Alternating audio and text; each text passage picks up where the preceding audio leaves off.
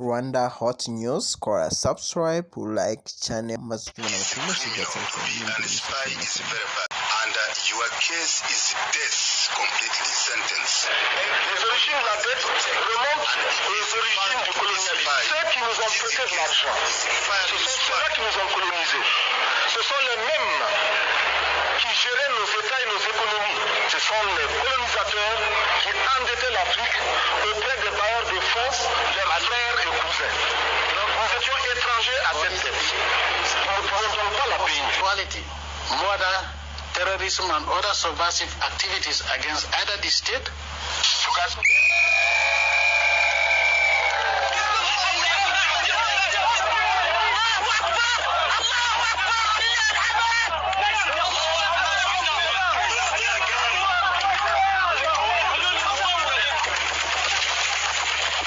Les Américains et le reste du monde, à l'exception des pays francophones et la France. Nous ne voulons plus de plateau Zaïre.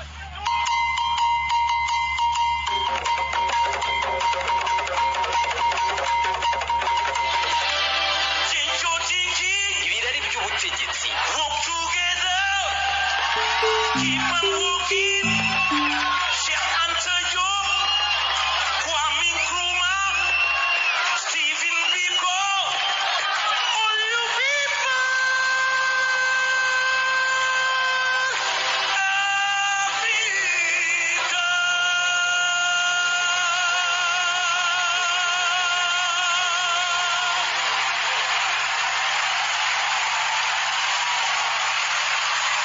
Ibirari by'ubutegetsi.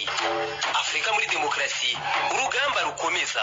Uburiganya mu matora, guta mu buroko no kwikiza abo mutavuga rumwe ngo urambe ku butegetsi, gusahura umutungo wa rubanda, Gukoreshwa ku nyungu z'amahanga, ubutegetsi mu maboko y'udutsiko n'imiryango, ubugambanyi no guhirika ubutegetsi ni imvugo zigarukwaho kenshi mu kugaragaza isura y'ubutegetsi muri Afurika.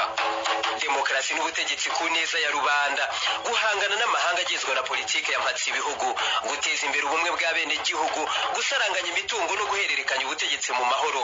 Ibi bikomeza kuba inzozi nubwo amateka atabura kugaragaza ko hari ingero zaho byashobotse. Kurikira ikiganiro Ibirari by'ubutegetsi kuri Radio Isango Star.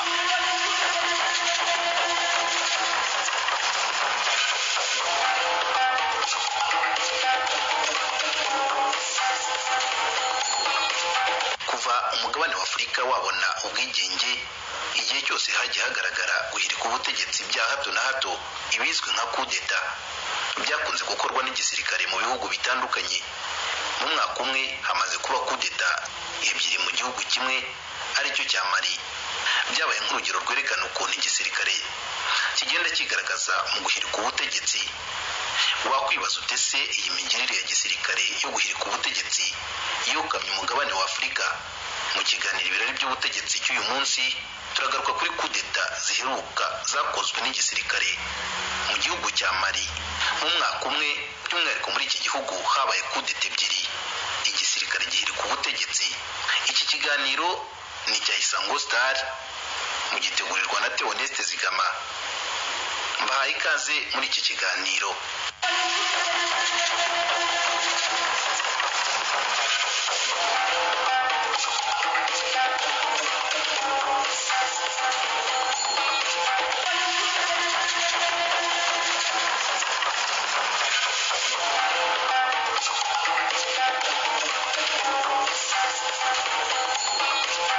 Abazobereye muri politike batanga ibisobanuro ko guhirika ubutegetsi ari igikorwa kitemewe n'amategeko, gikorwa n'igisirikare cyangwa abandi bategetsi b'abasivili, bakabikora bagamije gukuraho ubutegetsi busanzwe buyobora igihugu. Ubushakashatsi bwakozwe n'abashakashatsi babiri bo muri Leta Zunze Ubumwe za Amerika barimo Jonathan Powell, Clayton Tine, bwerekanye ko kuva mu mpera z'umwaka w'1950 ku mugabane wa Afurika hamaze kuba kudeta zigera kuri 200. Hafi kimwe cya kabiri muri izi kudeta zarakunze, izindi zirapfuba, izindi nizarenza iminsi 7. Igihugu cya Burkina Faso muri Afurika y'Uburengerazuba nicyo gihugu kimaze kubamo kudeta nyinshi, izakunze nizigera kuri 7, mu gihe imwe ariyo yapfubye cyangwa yaburijwemo. Reka noneho tuvuge kuri kudeta mu gihugu cya Mali. Muziheruka hakozwe kudeta ebyiri mu gihe kitageze mwaka wa 2018 mu kwezi kwa munani ku itariki 16 ubwo perezida Ibrahim Boubacar Keïta bita Ibeka yongeraga gutorerwa manda ya kabiri aho yarahanganye na Soumaïla Cissé. Uyu bari bahanganye yahise avuga ko amatora yaje mu buriganya ku itariki 23 Werurwe 2019 nyuma yo kwicwa kwa hato na hato kw'aborozi b'Abafulani bagera ku 130 mu karere ko hagati muri Mali, byateje gusubiranamo kw'amoko muri iki gihugu. Gusa ariko imyigaragambyo hagati y'amoko yari yarakomeje kwigaragaza mu gihugu guhera muri 2012 nyuma y'uko muri iki gihugu hadutse intambara itejwe n'umutwe wa Kisilamu. Ni ibintu byateje umwiryane mu buyobozi bwa leta ya Mali n'abatavuga rumwe nayo.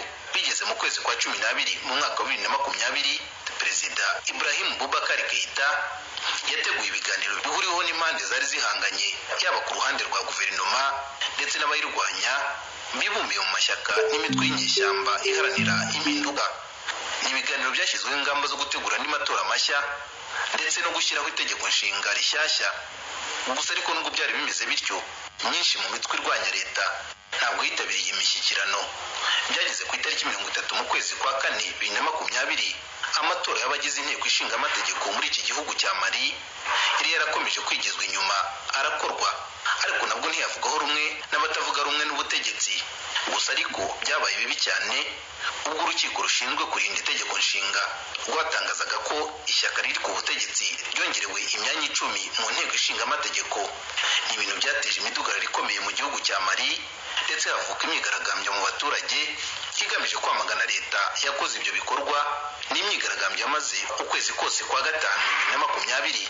Hagati aho ariko mbere byageze ku itariki 25 mu kwezi kwa 3 2020 uwitwaga Soumaïla Cissé wari warahatanye na perezida Ibrahim Boubacar Keïta kandi akaba yarakomeje kwigaragaza mu bikorwa byo kudashyigikira leta, yatawe muri yombi ubwo yari mu bikorwa byo kwiyamamaza, dore ko mu gihugu harimo gutegurwa amatora y'abagize inteko ishinga amategeko. Noneho abatavuga rumwe n'ubutegetsi muri Mali bashinze umutwe M5, n'umutwe wari uhuriweho n'abaharanira impinduka mu gihugu. Uyu mutwe ari kujyaho wari ufite intego zo gukora ibishoboka byose perezida Keïta akegura. Uyu mutwe ujyaho kandi bavuga ko udaharanira umwanya muri politike, gusa wari ugizwe n'imitwe itandukanye y'abatavuga rumwe n'ubutegetsi. Nyuma yo gushinga uyu mutwe habayeho imidugararo mu gihugu cya Mali, abigaragambya basabaga ko perezida Ibrahim Boubacar Keïta yegura kuko ngo yananiwe guhosha intambara z'umutwe wa Kisilamu wicaga abantu mu gihugu umusubirizo. Ubindi ababigaragambyaga bashinjaga perezida Ibrahim Boubacar Keïta no kudashobora kurwanya ruswa yari yarayogoje igihugu cya Mali, ndetse kandi banamushinjaga kunanirwa kuzahura ubukungu bwa Mali bwari bugeze habi. Ku itariki 23 ukwezi kwa 7 2020 abantu bagera kuri 11 biciwe mu mirwano ikomeye yari ishyamiranyije abashinzwe umutekano mu gihugu n'abigaragambyaga bashaka ko perezida Keïta yegura agatanga ubutegetsi kuko bamushinjaga kunanirwa gukura igihugu mu bukene bwari bwarakizahaje. Ubu bwicanyi bwaje nyuma yaho umutwe wa M5 w'abarwanyi badaharanira ubutegetsi ariko bifuza impinduka muri Mali wari waratangaje ko ugiye kurwanira gupfa no gukira kugeza ubwo perezida Ibrahim Boubacar Keïta yeguye agatanga ubutegetsi. Ababigaragambyaga kandi bashinjaga Ibrahim Boubacar Keïta ko yahinduye itegeko nshinga ndetse anakoraho urukiko rwari rushinzwe kurirengera. Byose yabikoze abizeza ko agiye kwegura ku butegetsi nk'uko abatavuga rumwe nawe babimusabaga, ariko ngo ntabwo ari uko byagenze. Bwana Keïta yakomeje kugundira ubutegetsi. Byageze ku itariki 15 z'ukwa 7 2020 intumwa z'umuryango w'ibihugu bigize umuryango w'ubukungu bw'ibihugu byo muri Afurika y'Iburengerazuba ECOWAS zagendereye Mali mu ntumbero yo guhosha imyigaragambyo n'imidugararo mu gihugu. Izi ntumwa zigeze muri iki gihugu zasabye ko habaho kumvikana ku mpande zombi zihanganye zigasangira ubutegetsi, haba ku ruhande rw'abatavuga rumwe na leta bakabona imyanya muri guverinoma ndetse na leta bikagenda uko. Ibi byose bigakorwa ku neza ya rubanda ndetse no gushaka amahoro arambye muri iki gihugu cya Mali. Ndetse izi ntumwa zanasabye ko itegeko nshinga igihugu cya Mali cyagenderagaho rihinduka. Ni ibintu abigaragambya bamaganiye kure bavuga ko nta kindi bashaka usibye ko perezida Keïta yegura ku butegetsi. Ubwo imyigaragambyo yahinduye isura, noneho mu gihugu haduka imidugararo ikomeye bavuga ko bazaruhuka ari uko perezida Ibrahim Boubacar Keïta yeguye. tariki 27 z'ukwa karindwi 2020 ibintu bikomeje kuba gaterera nzamba mu gihugu cya Mali. Abakuru b'umuryango w'ibihugu bya Afurika y'Uburengerazuba bafashe umwanzuro ko abadepite bagera kuri 31 begura bakavaho vuba na bwangu, ndetse n'umukuru w'inteko ishinga amategeko akegura. Iyi nama yategetse uko bitarenze ku itariki 31 ukwezi kwa gatanu 2020 ibi byose bizaba byamaze kubahirizwa, bitaba ibyo utabikoze agafatirwa ibihano bikarishye. Nyamara ibintu byakomeje kujya habi muri Mali, maze ku itariki 18 z'ukwa munani 2020 muri Mali haduka imyivumbagatanyo mu gisirikare cyari gifite ibirindiro mu mujyi wa Bamako. Bigeze ku isaha ya saa 11 z'umugoroba muri iki gihugu cya Mali, maze abasirikare bakuru mu ngabo baragenda bafata Perezida Boubacar Keïta ndetse na Minisitiri w'Intebe Bwana Boubou Cissé, barabafata barabafunga babajyana mu kigo cya gisirikare cya Kati giherereye hafi y'umurwa mukuru Bamako. Abantu bakibaza ibibaye, ndetse n'ibitangazamakuru hirya no hino ku isi byatangiye kwandika ko abategetsi bakuru muri Mali batawe muri yombi. Burira buracya umunsi wa mbere abategetsi bafunzwe bahatirizwa kwegura ku ngufu. Ku itariki 19 z'ukwa munani 2020 nibwo Perezida Ibrahim Boubacar Keïta yagiye kuri radio na televiziyo by'igihugu atangaza ko yeguye ku butegetsi bwa Mali mu ikanzu yera de, agapfukamunwa n'ingofero yera de n'amadarubindi mu maso. Niko uyu mutegetsi mukuru muri Mali Ibrahim Boubacar Keïta w'imyaka 75 yagaragaye asa n'unaniwe kuri televiziyo y'igihugu, maze araterura agira ati: Ça c'est moins précis. Tout en remerciant le peuple malien. Ndagira ngo mfata aka kanya nshimira abanyamari ubufatanye mwangaragarije muri imyaka myinshi ishize. Mwangaragarije urukundo rutagereranywa, ntabwo mwigeze munterera. Mfashe umwanzuro ko neguye ku mirimo yanjye. Imirimo yanjye yose muri aka kanya irasheshwe, kandi hakurikijwe amategeko. Inteko ishinga amategeko irasheshwe, ndetse na guverinoma nayo irasheshwe. Imana ibafashe kandi ihe umugisha igihugu cya Mali. qu'Allah aide et bénisse le Mali. Nyuma yo kwegura, abanyamali basamiye hejuru ubwegure bwe, maze babyina intsinzi mu mujyi wa Bamako, ndetse n'igisirikare kirasa amasasu hejuru nk'abishimira intsinzi.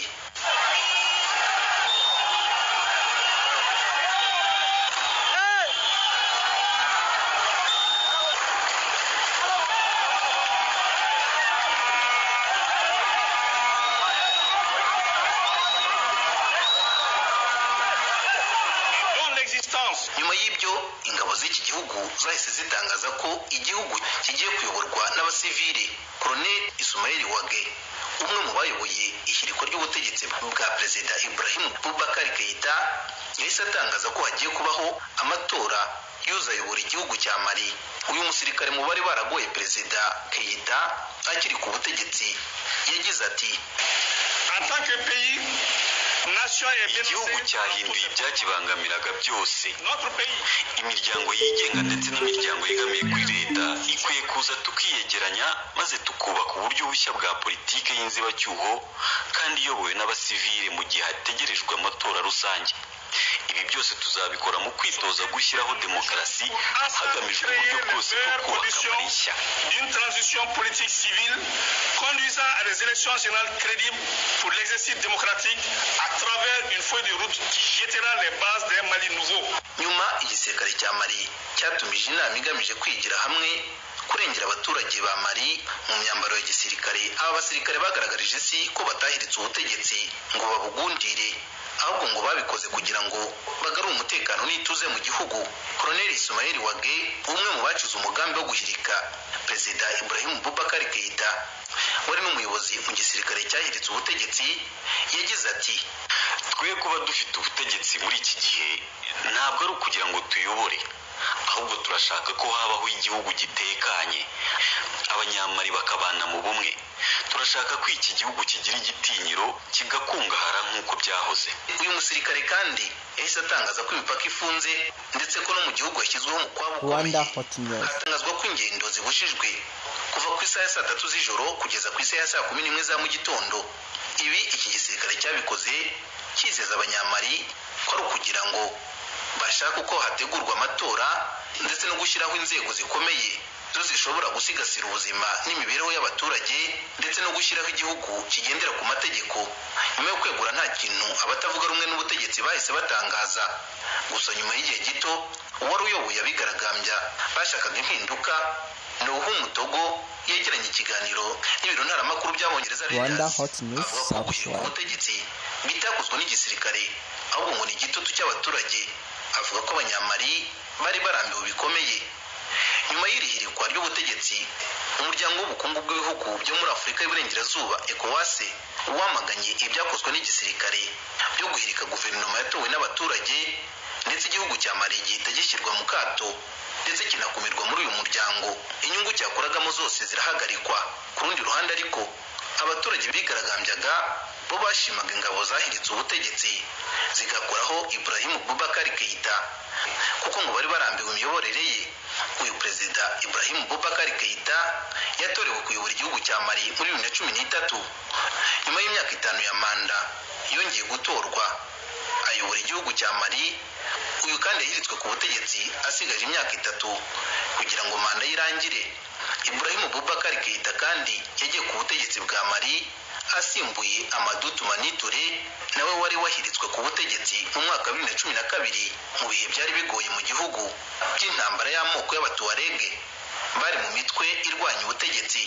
Nk'uko byagenze nabwo iyi kudeta ya 2012 yatangiriye mu kigo cya gisirikare cya Kati giherereye hafi y'umurwa mukuru wa Bamako.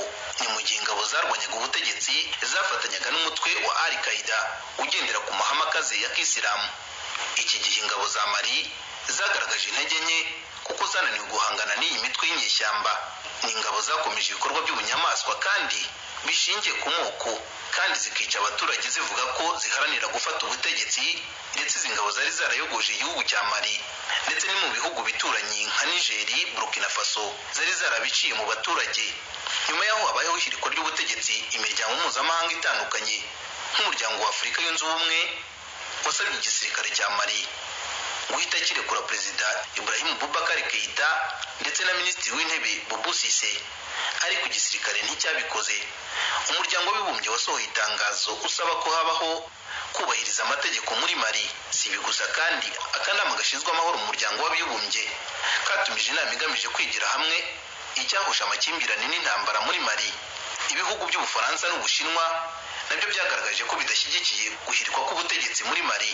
Noneho reka turebere hamwe ubutegetsi muri Mali nyuma ya kudeta yahiritse perezida Ibrahim Boubacar Keïta.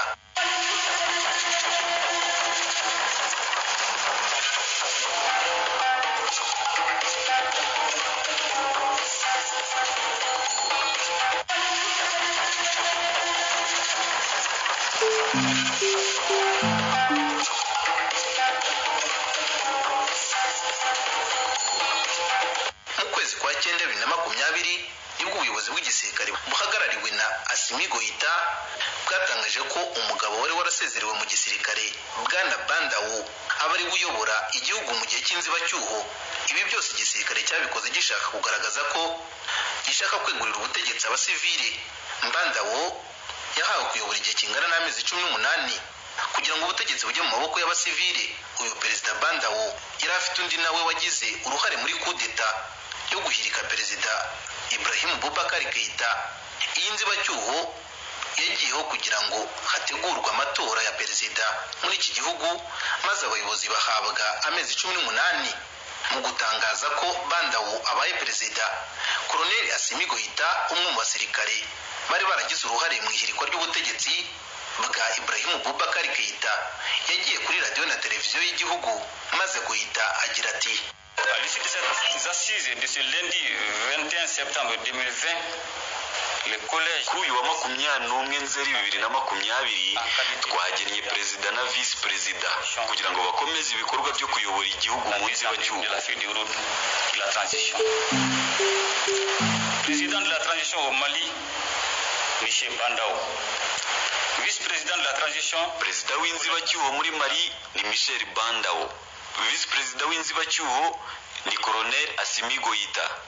Ibirori byo kubimika bizaba itariki 25 Nzeri 2020. La cérémonie de prestation de serment aura lieu le vendredi 25 septembre 2020. Nyuma yo gutangaza ibi, abaturage bahise bitirira hejuru maze bagaragaza amarangamutima yo kwishima ndetse bavuza impundu bishimira imiyoborere mishya y'iki gihugu. Bati bon, j'aurais voulu qu'on choisisse un politique. Nanjye nagombaga guhitamo iyi politike. Ubu nibwo Mali igize demokarasi mu myaka 25 yari ishize. Ndatekereza ko abayobozi bagiyeho ari abayobozi b'inararibonye kandi bafite icyerekezo ndetse n'igitsuri byo kuyobora iyi nzibacyuho. Mbese ibi nibyo twari twarabuze. Ils ont vraiment la rigueur pour conduire cette transition, mais c'est un dommage qu'on a constaté. Undi nawe ati Je suis très content parce que il est purement apolitique. Ndishimye cyane kuko Bandao ntabwo yemeranyaga na politiki iriho, ndetse yabaye umusirikare, yayoboye etat-major mu ngabo zirwanira mu kirere, ndetse yakoze mu myanya myinshi mu gisirikare, yize mu Burusiya. Ibi nabyo bizatuma habaho imikoranire n'igihugu cy'Uburusiya. Et ça nous ouvre la voie vers la Russie aussi. Nyuma hakurikiyeho kurahira kw'abategetsi bashya maze biziza abanyamali ko bazakomeza gushyiraho ubusugire bw'abaturage. Ntibyateye kabiri maze mu bitangazamakuru haboneka amakuru ko igisirikare cya Mali cyongeye kwisubiza ubutegetsi kongera kuba kudeta ya kabiri. Reka nayo tuyivugeho.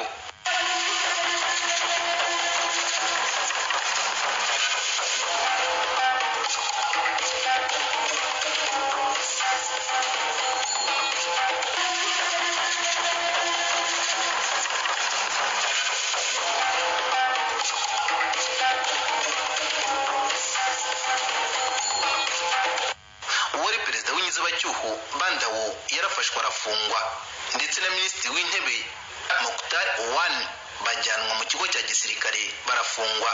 Nyuma yo kugenwa nk'ugomba kuyobora igihugu, Bandao na minisitiri w'intebe Mokhtar Owan na minisitiri w'ingabo wari uherutse gushyirwa muri uwo mwanya nabo bagiriwe mu kebo nk'ako bagereye mugenzi wabo basimbuye perezida Ibrahim Boubacar Keïta, maze bahirwa ku butegetsi mu gihe kitageze no ku mwaka umwe. Amakuru yatangajwe ko aba bajyanwe mu modoka bajyanwa mu kigo cya gisirikare cya Kati giherereye hafi y'umurwa mukuru wa Bamako, maze barafungwa. Icyatumye haba kutumvikana muri guverinoma y'inzibacyuho ni umwanya wa minisitiri w'umutekano no kurengera ubuzima bw'abaturage wari usanzwe wa Colonel Modibo Kone, wahise wamburwa ugahabwa General Mamadou Lamine Baro, naho Colonel Sadio Kamara akurwa ku mwanya wa minisitiri w'ingabo. Iyi ikaba minisiteri yari inkingi ya mwamba y'abahiritse ubutegetsi, asimburwa na General Souleymane Doucouré wahoze ari umugaba mukuru w'ingabo zirwanira mu kirere. Mbere y'ibi gato mu mujyi wa Bamako hari haratangiye amakuru y'uko hagiye gushyirwaho guverinoma, ariko amakuru menshi yari ibihuha.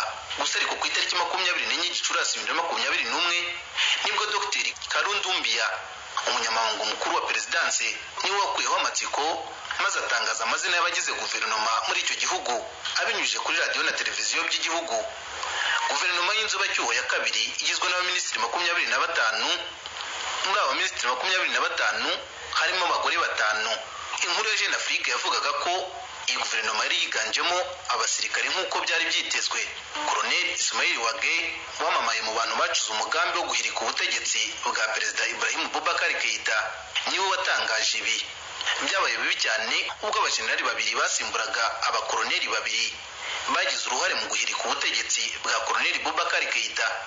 Agatsiko kise Conseil National pour le Salut du Peuple, dore ko Colonel Mamadou Kone yambuwe umwanya uhabwa General Mamadou Lamine Baro, naho Colonel Sadio Kamara yamburwa umwanya wa minisitiri w'ingabo uhabwa Souleymane Doucouré. Ibintu byabaje cyane aba bategetsi b'abasirikare, nibwo bahisemo gufata abasirikare bajyana mu kigo cya gisirikare cya Kati barafungwa.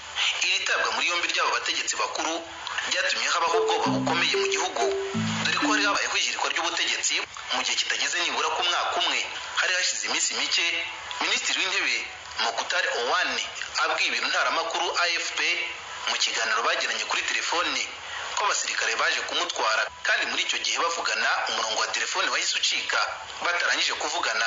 Ifatwa ry'abo bategetsi bakuru ryaje nyuma y'amavugurura yari yarakozwe, maze abasirikare bakuru bari muri guverinoma nk'uko twabigarutseho barasimburwa. Ibinyamakuru byanditse ko ingabo za Mali zarakajwe n'icyemezo cyari cyafashwe na guverinoma y'inzibacyuho. Uyu perezida kandi Bandawo aho yajyanwe kandi ni naho perezida Ibrahim Boubacar Keïta yajyanwe ubwo ahirikwaga ku butegetsi ku itariki 18 z'ukwa munani 2020. Ubundi ashyirwaho igitutu cyo gutangaza ubwegure bwe. Ni nako byagenze nyuma y'amasaha 48 muri kudeta ya kabiri barafashwe barafungwa maze bategeka kwegura. Bahise batangaza ko beguye ku butegetsi yaba minisitiri w'intebe Mokhtar Owane ndetse na perezida w'inzibacyuho Bandawo aregura. Ubutegetsi bw'inzibacyuho ya kabiri muri Mali buhita bufatwa na Colonel Assimi Goïta abaperezida.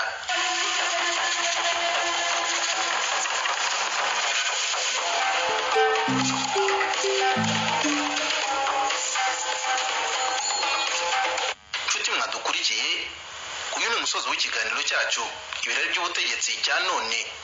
Twagarutse ku byaranze kudeta y'igihugu cya Mali.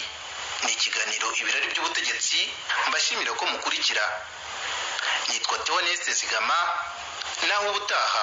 Spy is a criminal. To be an spy is very bad. And your case is death, completely sentenced. Rwanda Hot News, kora subscribe, like, share maze ujye ubona notification n'ibiganiro bigiye bitandukanye. Murakoze.